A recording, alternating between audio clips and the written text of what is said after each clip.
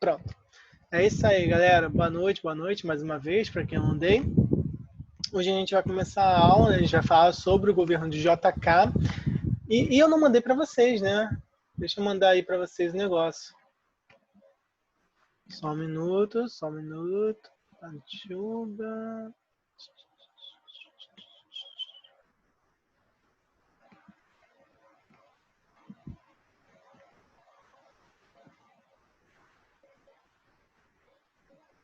Cadê?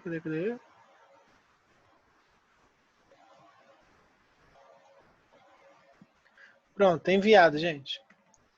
E eu ainda tô devendo as questões da semana passada e dessa, né? Essa semana vai, com certeza. Desculpa, gente.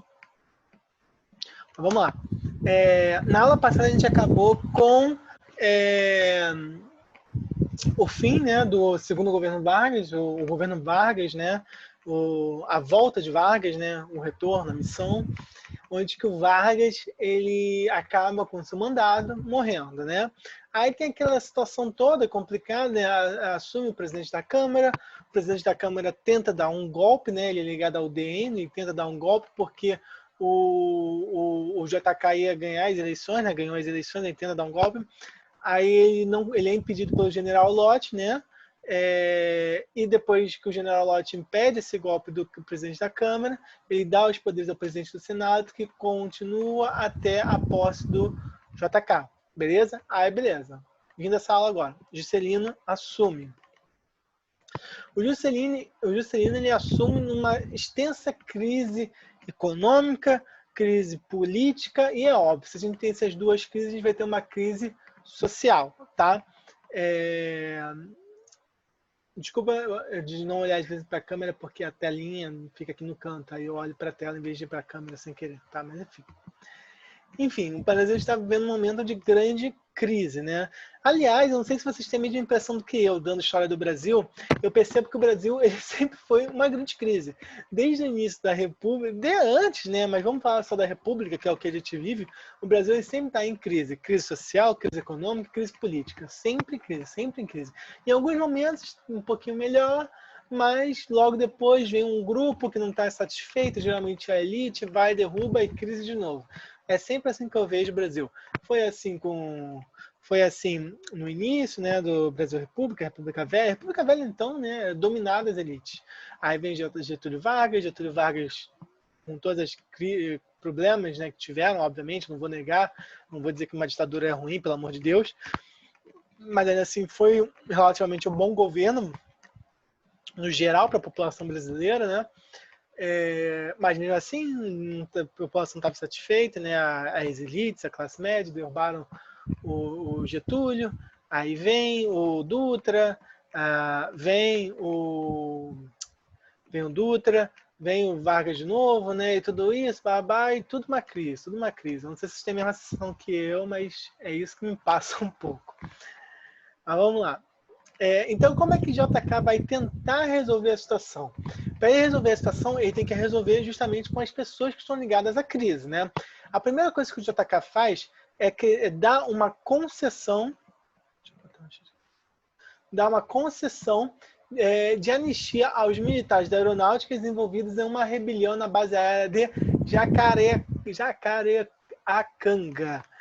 Essa revolta foi justamente contra a posse de JK. Era a classe militar que era contrário ao governo Juscelino, né? Por que a galera é contrária ao governo Juscelino? Por que o presidente da Câmara antes tentou dar um golpe? Porque existia um medo da continuação da política varguista, né? Existe uma galera que era contrário a essa política varguista, populista e etc, né? Lembrando que não, na verdade eu queria fazer um parêntese, que o Brasil sempre tem essa questão com o militar. Isso é muito surreal, gente. É muito surreal. Deixa eu fazer um parêntese aqui na aula, né? Qualquer lugar do mundo é um absurdo o militar ele ter um poder de derrubar o seu governo democrático. É surreal isso. Nos Estados Unidos, deu uma merda do caraca, porque um general foi visto do lado do Trump depois da saída de uma reunião importante lá. Olha só, aqui no Brasil não. Aqui no Brasil a gente sempre sofre ameaça de militares. Os militares vão e falam o que eles querem, eles vão e ameaçam a República e por aí vai. Isso é surreal, é surreal. Só que no Brasil não, né? mas só em país subdesenvolvido, só em país que não vai para frente mesmo que essas coisas podem acontecer. Sempre uma ameaça de um golpe, sempre um militar ameaçando. É surreal isso. Até porque, se você parar para pensar, o presidente é o chefe maior do exército. Então, o exército sempre ameaça derrubar o chefe maior. É loucura, mas enfim. Além disso, o JK, né? Ele reaproxima-se do alto oficialato dos demais forças armadas, né? Marinha e Exército, considerando direções estatais e reequipando as tropas. Aqui, no caso, o JK compra até um porta-avião para a Marinha, né? Porque, afinal de contas, né, o Exército Brasileiro tem que estar armado. A gente sempre é um país que está entrando em várias guerras, né? Imagina só. Além disso, ele mantém a ilegalidade do PCB, né, o Partido Comunista Brasileiro, só que sem caçar os comunistas do Congresso. E, para acabar, ele faz concessão de aumentos reais de salários, que com diminuição de que diminui a taxa de desemprego, né? Que com a diminuição da taxa de desemprego, faltou botar uma coisinha aqui, que com a diminuição da taxa de desemprego,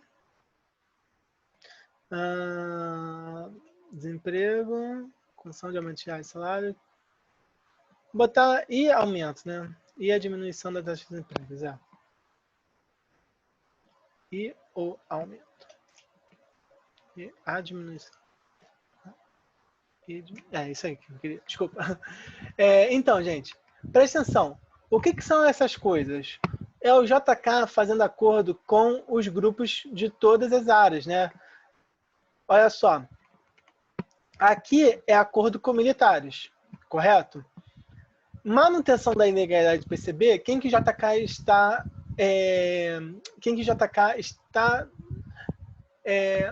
com a palavra não é elogiando, quem que JK vindo elogiando na minha cabeça? Quem que JK está agradando? A direita, com a ilegalidade do PCB, com a manutenção. Só que, ao mesmo tempo, ele não caça os comunistas, né? os grupos de esquerda que estão dentro do Congresso. Então, quem que o JK agrada aqui também? A esquerda, entendeu? Então, ao mesmo tempo que ele agrada a direita, ele agrada a esquerda e agrada os grupos militares. E a concessão de aumento de salários reais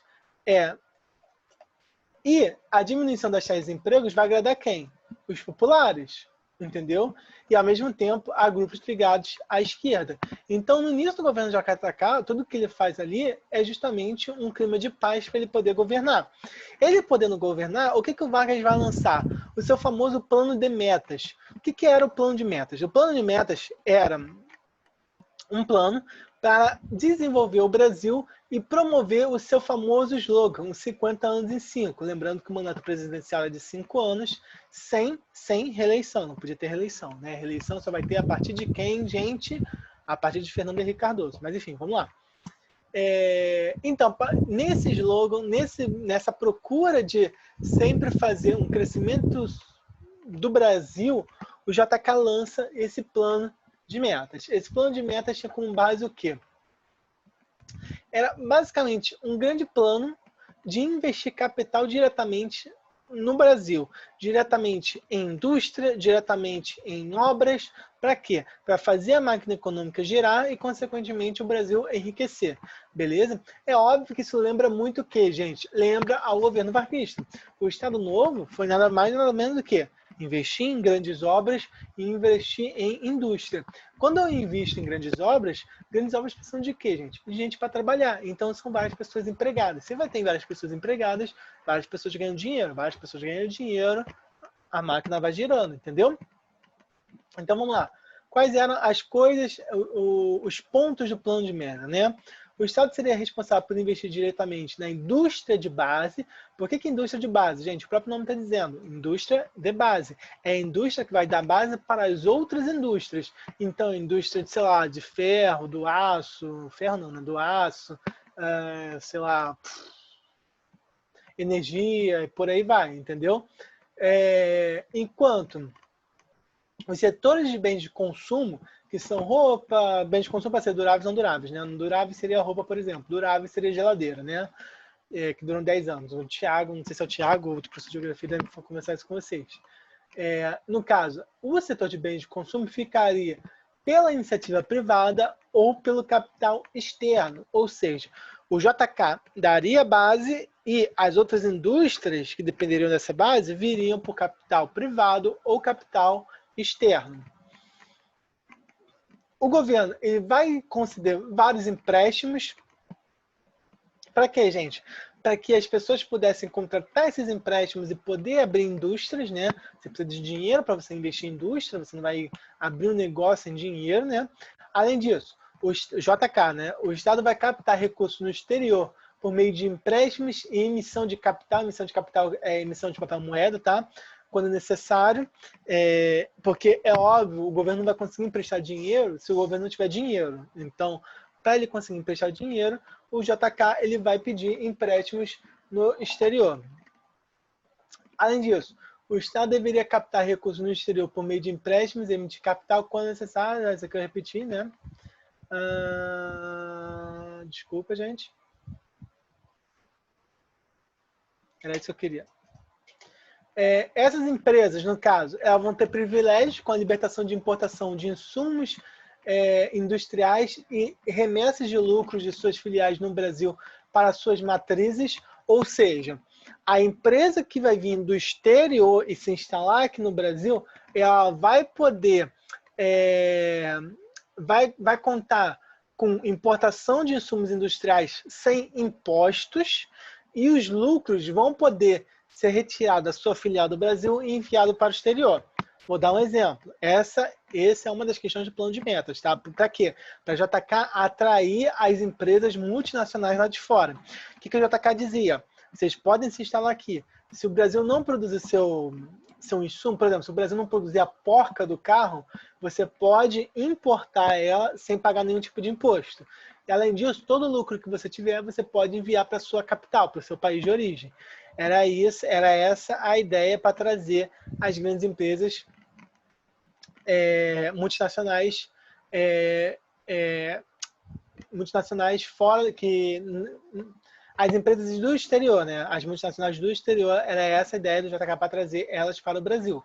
No caso, gente, preste muita atenção aqui, que é óbvio que isso, o governo brasileiro, ele vai deixar de lucrar, né, com impostos, e mais do que isso, o governo está pedindo empréstimos. Então, isso, óbvio, vai inflacionar um pouco lá na frente, correto? O empresário nacional ficaria encarregado de desenvolver os bens de consumos não duráveis ou aliar-se a multinacionais responsáveis pela produção de bens de consumos duráveis. Gente, aqui, preste atenção, essas duas coisas aqui, qual era a ideia? Qual é a grande coisa, a marca ligada ao governo JK? O carro. Então, o JK traz grandes multinacionais do exterior que são as indústrias automobilísticas, beleza, para o Brasil.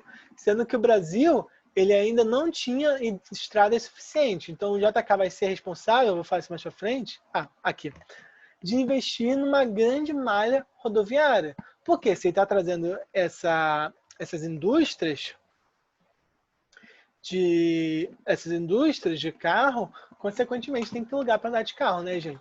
Só que é óbvio que a partir do momento que o governo ele investe absurdamente na malha rodoviária, ele vai deixar de investir em uma outra coisa que até hoje nos faz falta, que é uma malha ferroviária. Hoje você pode pegar um trem na Europa e passar ela toda rapidamente. Aqui no Brasil você não pode, beleza? Foi criada uma agência de desenvolvimento regional no Nordeste, a Sudene. Só que presta atenção, aqui o que o JK queria? O JK, ele queria justamente tirar, isso é até interessante, né, gente?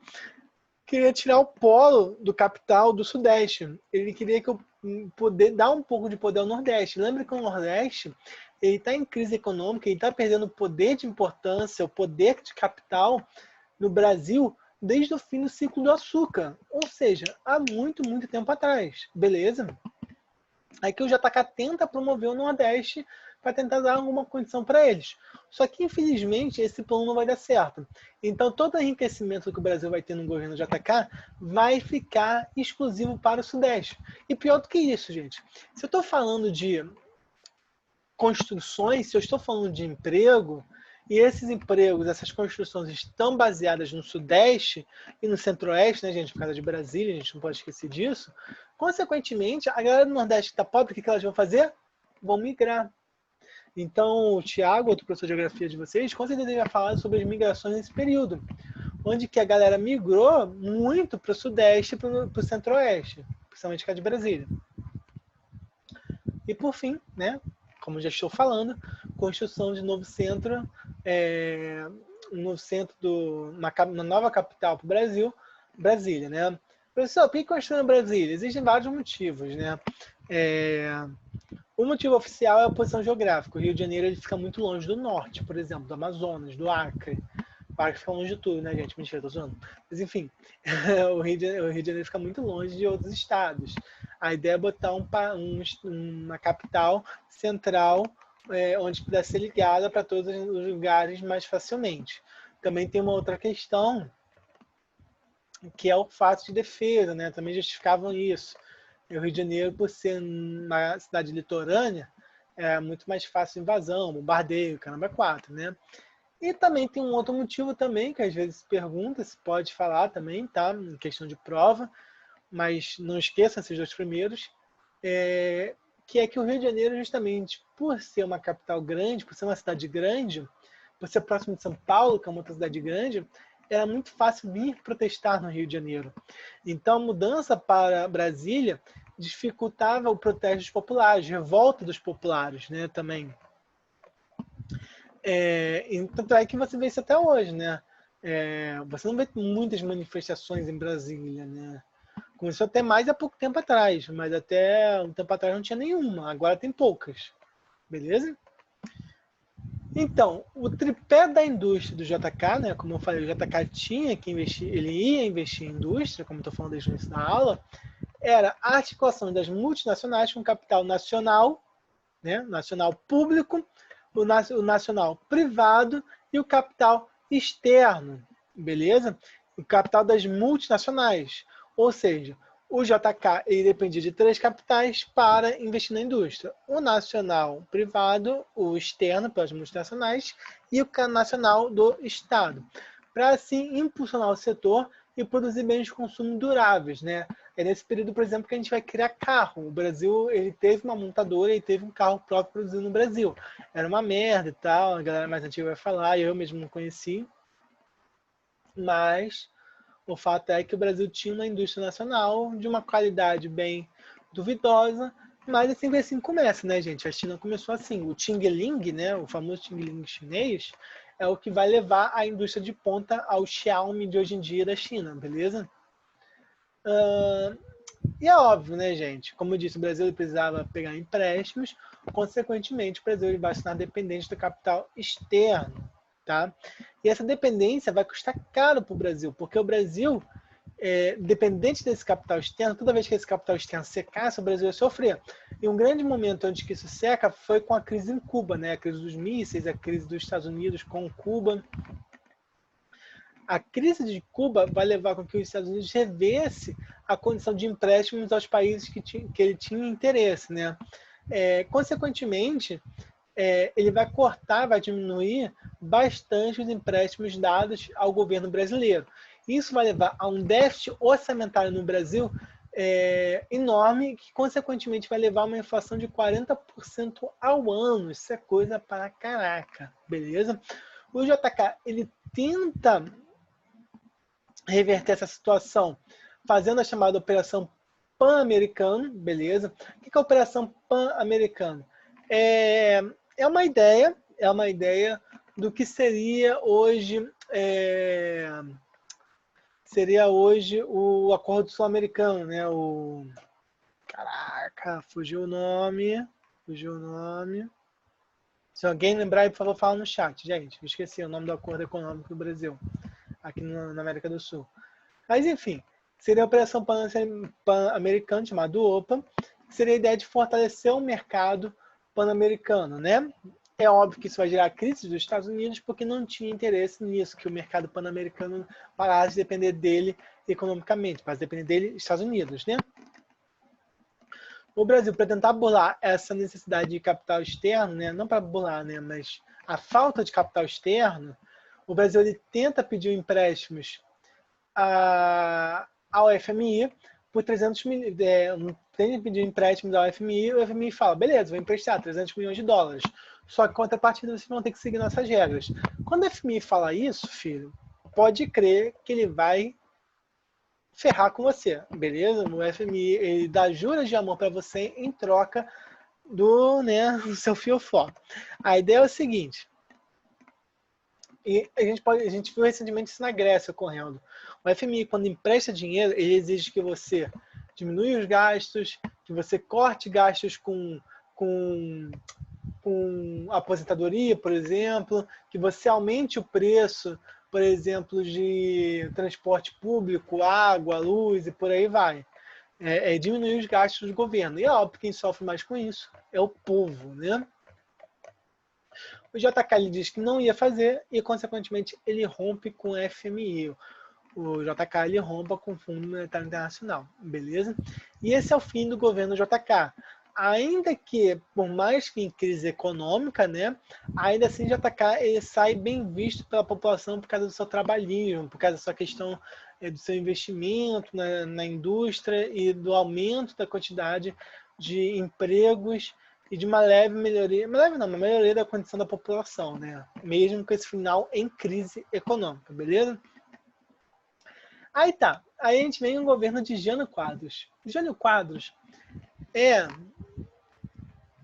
cara, talvez um dos piores políticos que o Brasil já teve, tá? Enquadrado aí por um político atual. O Jânio Quadros provavelmente é um dos piores políticos que a gente já teve, um dos piores presidentes que a gente teve. Maluco, literalmente maluco, beleza? E vamos falar o porquê dessa maluquice toda. O JK, para começar, desculpa, o Jânio Quadros, ele foi eleito pelo PDC. A gente vinha de um momento político onde que a dominância era pelo PTB e pelo PSD, só que com a UDN sempre fazendo oposição, né? Mais ou menos como o PTB e o PSD fossem o PT da vida, aí vinha lá sempre o PSDB por trás, né? Que seria a UDN, né? Mas isso já mudou, né? Agora tem o PSL, enfim. Vamos lá. Só que o Jânio Quadros ele vai ser candidato pelo PDC. O que é o PDC? Partido Democrata Cristão. E, gente, eu sou cristão, mas eu sempre tenho um pé atrás com partidos cristãos. Beleza? Por vários motivos que eu acho que não cabe falar agora aqui, né? Eu não quero estender. Mas, enfim, Jânio Quadros vai vir pelo PDC e ele vai ser apoiado por quem? Quem que vocês acham que vão apoiar ele? Justamente a UDN, que é a classe da direita, né? A UDN ela representa a direita. Porque a UDN vinha no Jânio Quadros uma possibilidade de acabar com o domínio do PTB e do PSD, que tinha uma herança muito forte varguista.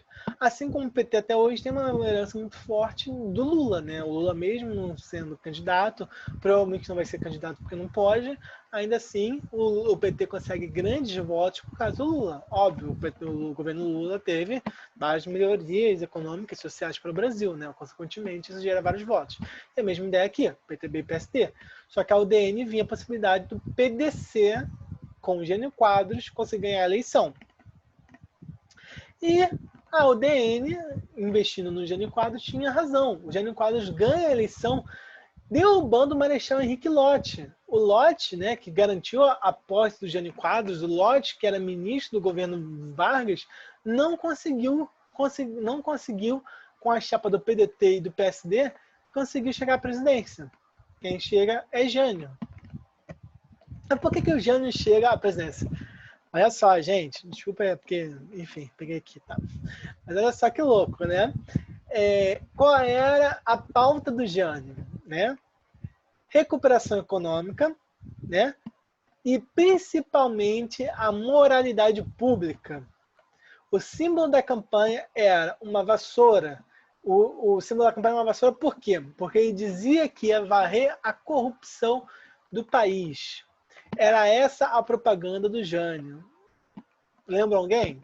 Vamos lá, né? Mas era essa a ideia. O Jânio vinha com um grande político moralista, que ia derrubar tudo, etc., varrer a corrupção do Brasil, babá. Sempre quando um político vem assim, dizendo que é muito honesto, que vai acabar com toda a corrupção, pode crer que é uma merda. Pode crer, pode crer. Sabe quem fez isso também? Sabe quem fez isso também? Calma aí que às vezes foge os nomes aqui, dá um branco. Quem fez isso também foi o nosso querido... Porra! Calma aí, deixa eu lembrar. Ah, gente, não vou lembrar. Calma aí.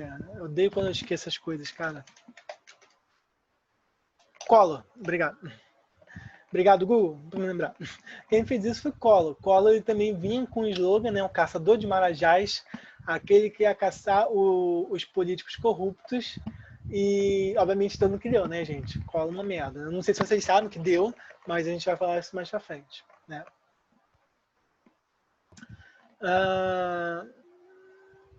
Calma aí. Tá.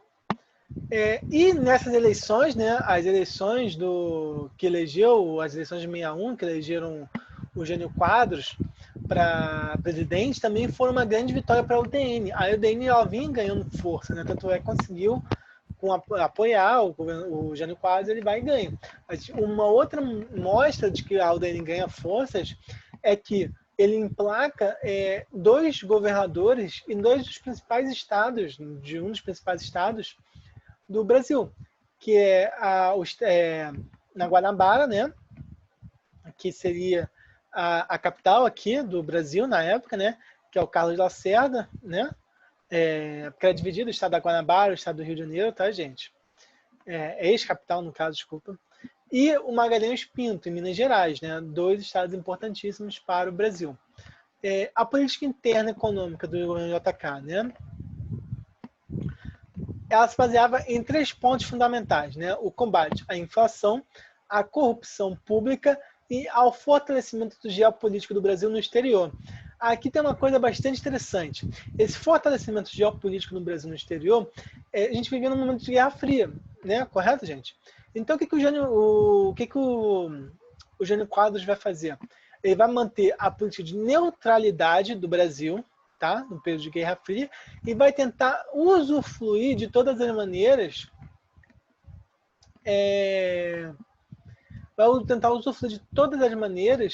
de abocanhar os 2 lados, tanto a União Soviética quanto os Estados Unidos, tá? Além disso, para conseguir o plano de metas do Jânio, o seu plano de metas, né, seu plano de metas econômicos, de acabar com a inflação, o Jânio aceita a cartilha do FMI, do FMI. E, obviamente, isso vai fazer o quê? Elevação das tarifas sobre a remessa de lucros das multinacionais para suas matrizes no exterior, tá? Ou seja, aqui ele começa a botar impostos sobre o envio do capital das multinacionais para fora do Brasil, corte nos gastos públicos, inclusive nos subsídios concedidos à elite econômica, limite ao crédito para diminuição do capital circulante, aqui é tentar valorizar o capital, né? Tentar valorizar a moeda brasileira, só que o problema é que quando eu faço isso também eu impeço de pessoas que estão sem dinheiro de contrair empréstimos, ou pessoas que querem abrir negócios de contrair empréstimos, e além disso, arroz salarial, ou seja, diminuição salarial por meio de congelamentos salariais. O que é isso? Vocês sabem que o seu salário ele vai aumentando todo ano. Por quê? Porque ele aumenta de acordo com a inflação. O que o Jânio fez é travar esse salário. Tá? Ele trava o valor. Para quê? Tudo isso é uma medida. Essas 2 aqui são tentativas de valorizar a moeda nacional que vinha sendo desvalorizada por causa da inflação. É óbvio que isso vai gerar um descontentamento da classe média e da elite nem tanto, mas principalmente da classe média que dependia de dinheiro, né? Dependia que via seu poder de compra diminuindo, e de uma classe média alta e que tentava, né, criar indústrias, tentava criar comércio, mas não conseguia por falta de empréstimos, né?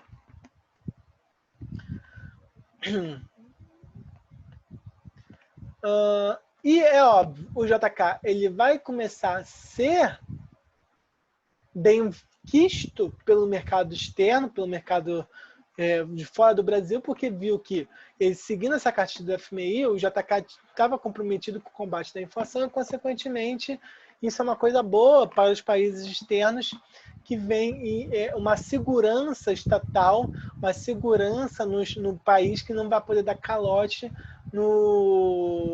nas suas empresas, né? Se você segue essa cartilha do FMI, você consegue mais empréstimos, porque mostra que você não vai dar calote, tá? Só que, ao mesmo tempo, como eu falei, né, os representantes do capital interno vão criticar as tarifas sobre os lucros enviados ao exterior, né? Porque vai aumentar... Por quê? Por que, gente, isso aqui? Porque vai aumentar o preço dos produtos multinacionais. Então, por exemplo, quando eu taxo o dinheiro que vai para fora do país, de uma Ford, né, uma empresa de carro, a Ford vai lançar seus carros o quê? Mais caros aqui no Brasil, para tentar compensar.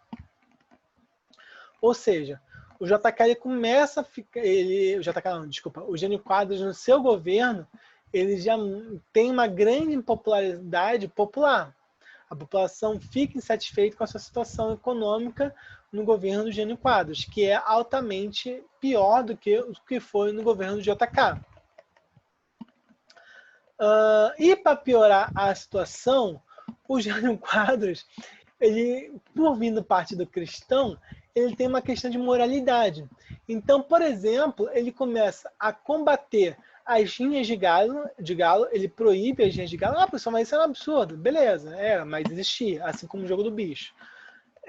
O uso de roupas de banho indecente em concursos de misses ou na praia, e proibiu também o uso de lança-perfumes no carnaval. Isso aqui tudo bem, né? Mas na época a galera ficou boladona, beleza? Imagina só, você não pode ir de biquíni para a praia. Existiam fiscais do Jânio nas praias para medir o tamanho do seu biquíni, para ver se ele era impróprio ou não para as praias. Olha que louco isso. Mas enfim, Partido Cristão, né, gente? O mesmo que diz que gay não pode casar. Quer dizer, não é o mesmo, tá? Mas, entendeu? Mesma ideia. O cara não pode amar um outro cara, a mulher não pode amar outra mulher. Por quê? Porque sim.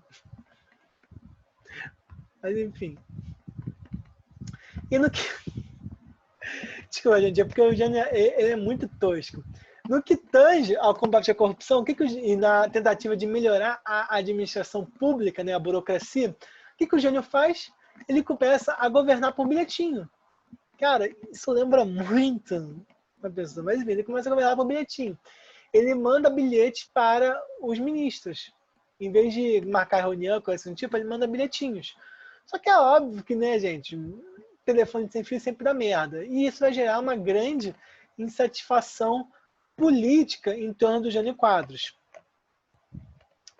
Política externa, né? E o isolamento do Jânio. A política externa, como eu já falei, o Jânio ele barganha dos dois lados, tanto o lado capitalista quanto o lado comunista, né?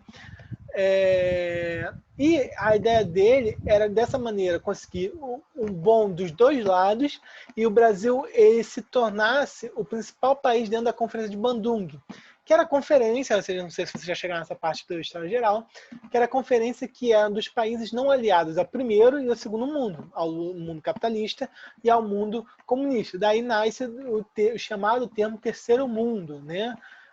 Que é sempre visto como uma maneira pejorativa para a gente é país de terceiro mundo. Mas a ideia do país terceiro mundo naquela época era só um país que não estava alinhado nem ao país capitalista, Estados Unidos, nem ao comunista, União Soviética, beleza? Dessa maneira, tentando adquirir o bom dos dois lados, o governo do Jânio, ele reata as relações diplomáticas com a União Soviética, que a gente já tinha rompido desde o Dutra, né? Lembra que o Dutra era um puta puxa-saco dos Estados Unidos, ele rompeu com a União Soviética, né? Cara, ele é muito louco. Ele condecora o Che Guevara com a Ordem do Cruzeiro do Sul. Tem essa foto, pode no Google.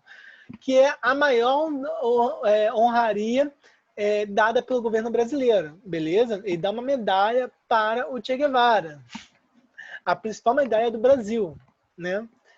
Mas enfim. E além disso, ele manda o Jango Goulart para uma missão diplomática na China comunista, né? A China de Mao Tse-tung, tá? Tudo isso é o quê? Mostrando que ele estava se aproximando da União Soviética e o mundo bipolarizado. Olha que perigo, vocês veem isso muito bem, né? Aqui no Brasil até hoje a gente vê essa ideia de que a gente vive numa Guerra Fria, né? Então se você faz qualquer coisa ligado à esquerda, você está chamado de comunista, coisa assim do tipo. Nesse momento, então, né? Então o Jânio ele começou a ser visto como mais ligado à extrema esquerda. E é óbvio que a UDN, que era alinhada aos Estados Unidos, vai começar a fazer uma grande oposição e tentando acanhar a ajuda de grupos militares e da classe média brasileira. Tudo isso é óbvio que vai levar à renúncia do Jânio, né? Ele fechado, ele isolado politicamente, o Jânio Quadros ele vai pedir a renúncia em 27 de agosto de 1961 por meio de uma carta. Só que olha que louco, na ideia do Jânio, essa renúncia, na verdade, ia ser um pedido para a população que ele quiser que ele ficasse. A ideia do Jânio era, eu vou renunciar e a população vai falar, não, fica, Jânio, fica, Jânio. Por que disso? A ideia do Jânio era muito filho da puta. O Jânio, no caso, ele estava armando uma situação onde que ele tentasse botar o Jango, o João Goulart, como o mais comunista do mundo. Quando ele manda o Jango para a China, ele tenta mostrar para a população, ó, o Jango está na China, de Mao Tse-tung, que acabou de fazer lá a revolução, né? O que ele quer dizer com isso? Ele está dizendo que o Jango era muito comunista. E quando o Jango estava nessa reunião, lá na China, ele estava criando um ambiente político, inflamando a população, dizendo, não, o Jango é comunista, o Jango é comunista. Então, na cabeça do Jango, essa renúncia dele faria a população ficar com medo de um possível Jango realmente comunista. Só que acontece, ele renuncia e a população caga. Então o Jânio renunciou e foda-se, beleza?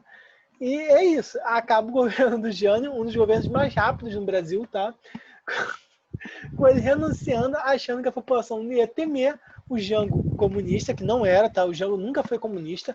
O golpe de 64 em Jango foi uma coisa absurda, porque não tinha nenhum perigo do Brasil se tornar comunista, tá? E a gente vai falar isso, né, na próxima aula. Mas, enfim. E, consequentemente, o Jânio, ele sai renunciando. Só lembrando, esse medo ao João Goulart, comunista, né, ele veio um pouquinho anterior. Lembrando que o João Goulart ele era visto sempre como uma esquerda mais extrema, né? No governo, ele na vice-presidência, né? No governo Getúlio Vargas, né? No governo de Getúlio Vargas, o retorno, né? A segunda vez que Getúlio Vargas está no poder, o João Goulart ele queria aumentar o salário da população em 100%, né? E é isso, gente. Alguma dúvida? Mas apesar do Jango ele ser bem esquerda, ele não era comunista. Não confunda as coisas. Alguma dúvida, gente? Vou tirar de gravar aqui. Beijo para quem estiver assistindo no YouTube.